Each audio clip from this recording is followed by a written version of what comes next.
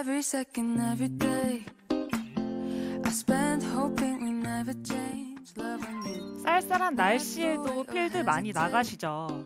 이 겨울 골프를 하게 되면 이 추운 날씨 말고도 좀 속상한 점이 있는데요. 이 잔디가 풍성하지 않다는 점입니다. 이 골프장마다 상태가 다르겠지만 그린 주변에 모래가 많거나 이 잔디가 없고 좀 딱딱한 이런 상황이 많이 있는데 이럴 때 굉장히 치기 어려워하시는 느낌이 있어서 제가 오늘 레슨 준비했습니다. 이렇게 상태가 안 좋은 상황에서 쓸 수 있는 기술을 준비했는데요. 우선 달래 아나운서, 예를 들어서 10m 정도가 남았다고 했을 때 좀 상태가 좋지 않아요. 네. 그러면은 보통 어떤 클럽으로 어떻게 치시나요? 저는 10m 이내에 상태가 좋지 않을 때, 상태가 좋을 때도 퍼터로 칩니다. 퍼터로요? 네. 왜냐면 너무 어려워요. 네. 이 상태가 좋을 때 또 좋지 않을 때 둘 다 퍼팅으로 한다고 말씀을 하셨는데요. 굉장히 좋은 대답이에요. 사실 이 퍼팅을 하실 때 가장 좋은 점이 이 많이 구른다는 건데요. 만약에 똑같은 상황이 있다고 한다면 달래 아나운서처럼 최대한 지면에 많이 붙어서 이렇게 가는 공이 가장 확률이 높습니다. 예를 들어서 뭐 20m, 30m 정도가 남았다고 가정을 해볼게요. 이럴 때 샌드를 치는 것보다는 당연히 52도를 치는 것보다는 또 피칭을 치는 것보다는 9번 아이언. 이렇게 최대한 로프트가 낮은 클럽으로 좀 많이 굴러가게 치시는 게 좋은데요.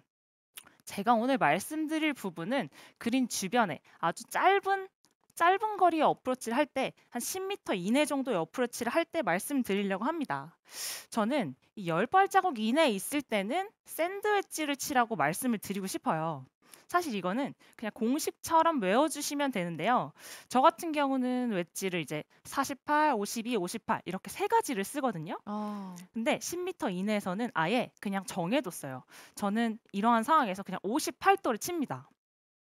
이유가 뭐냐면 이러한 10m 어프로치가 남았을 때 뭐 9번 아이언을 친다, 또 8번 아이언을 친다 이렇게 하시는 분들이 굉장히 많은데요. 네. 이제 많이 굴러갔을 때 좀 좋은 결과가 있기 때문에 그렇게 선택을 하시는데 이 10m다 보니까 굉장히 스윙 크기가 작아져야 돼요. 예를 들어서 샌드 웨지를 치면 평소에 이 정도 스윙 크기로 하는데요. 여기서 8번이나 9번 아이언을 치게 되면 스윙 크기가 엄청나게 작아져요. 아주 짧은 거리이기 때문에 그래서 스윙 크기가 너무너무 작아지면 우리 쇼게임 할 때 가장 중요한 부분이 리듬이라고 합니다. 이 리듬을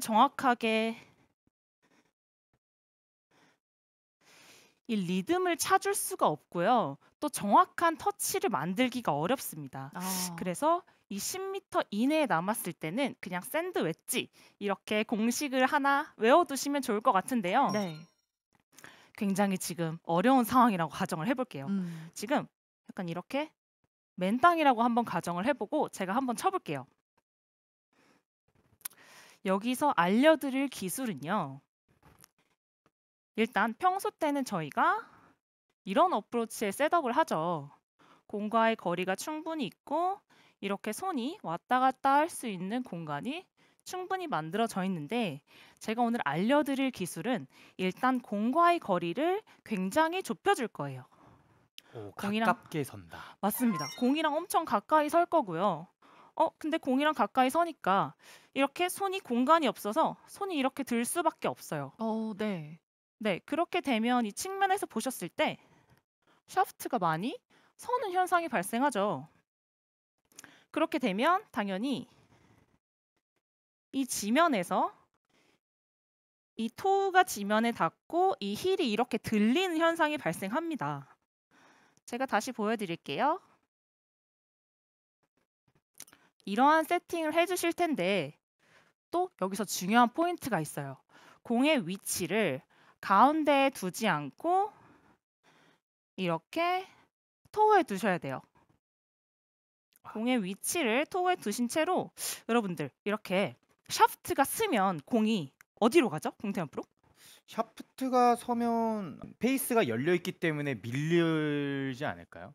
이렇게 샤프트가 쓰게 되면 네. 저희가 샷할 때 이런 어드레스를 하게 되면 공이 보통 우측으로 많이 가죠. 그렇죠, 어. 그렇죠. 그래서 이렇게 누를 때는 네. 또 왼쪽으로 많이 왼쪽으로. 가게 돼요. 네. 그래서 저는 오늘 이렇게 토우로 힐을 들어서 셋업을 할 거기 때문에 여기서 클럽 페이스를 또 살짝 닫아주시는 게 좋습니다. 아. 우측을 가는 거를 어느 정도 상쇄하는 그런 셋업이 될 텐데요. 제가 아까 말씀드렸듯이 공과 굉장히 가까이 섰고요. 힐을 이렇게 들었어요. 토우로 헤드를 약간 닫아서 이렇게 한번 쳐볼 텐데요. 오, 오.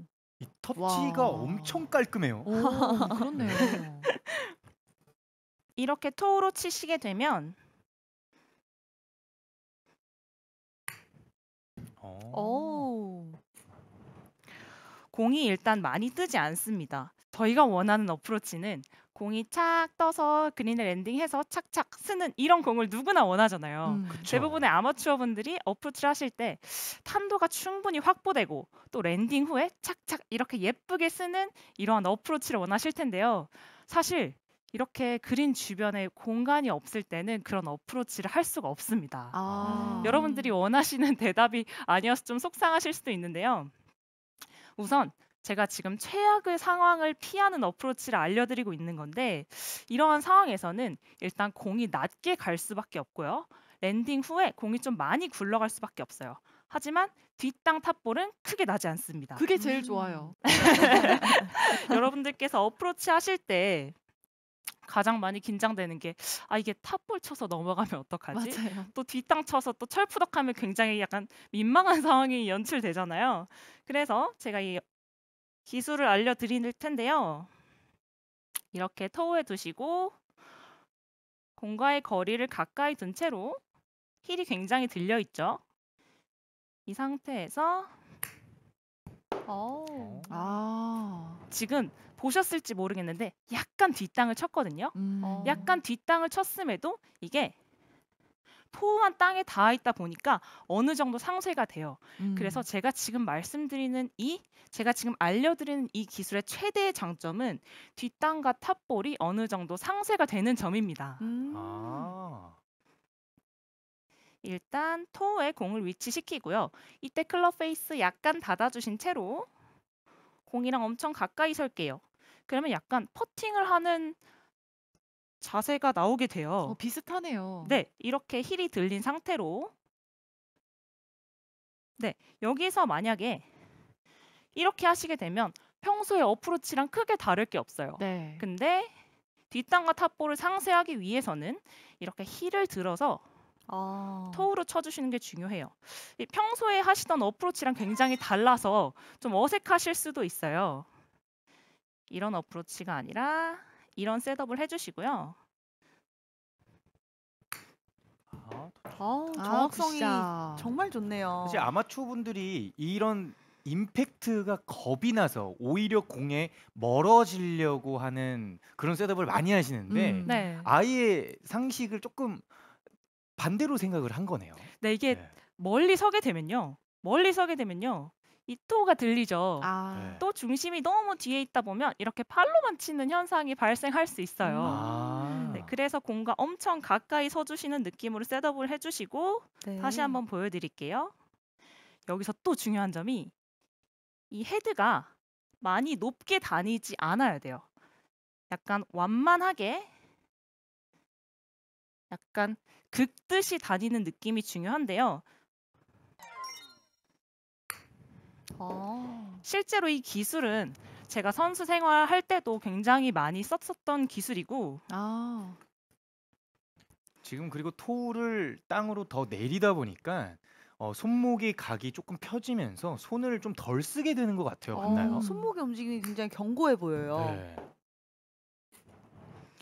여기서 가장 많이 하시는 실수가 이거예요. 내가 지금 어프로치가 자신이 없다. 이러한 상황에서 보통 어떻게 하시냐면 맞아요.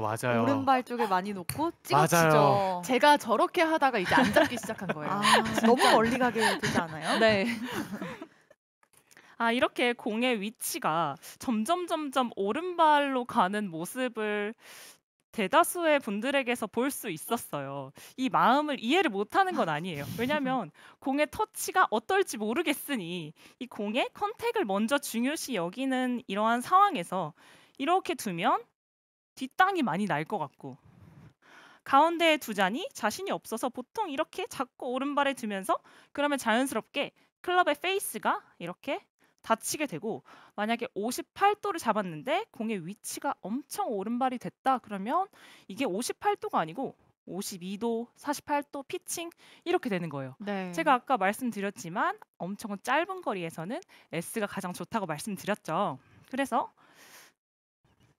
이렇게 치게 되면 엄청 공이 박히는 현상이 발생하고 공이 놀래서 간달까요? 굉장히 공격적인 터치가 나오네요. 네, 맞아요. 공이 되게 빠르게 출발하고 랜딩 후에 공이 좀 얌전하게 있지 않고 랜딩 후에 공이 많이 구르게 됩니다. 그리고 뒷땅도 정말 많이 나요. 네, 맞습니다. 이 다운스윙이 아무래도 가파라질 수밖에 없는데요. 이러한 상황에서는 이 리딩 엣지로 공이 클럽이 들어가게 되고 그러면 뒷땅이나 탑볼이 났을 때 이게 좀 격하게 이 결과에서 이 눈에 띄게 나타나는 현상을 볼 수가 있습니다. 다시 말씀드리면 이게 가장 안 좋은 자세고요. 공의 위치를 가운데 두시고 토우로 공을 칠 건데 힐을 많이 들어주세요. 이 상태에서 가장 중요한 포인트는 긁듯이에요. 지면을 긁듯이.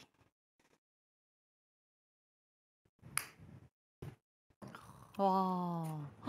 오, 그걸 와. 벌써 진짜. 아깝네요.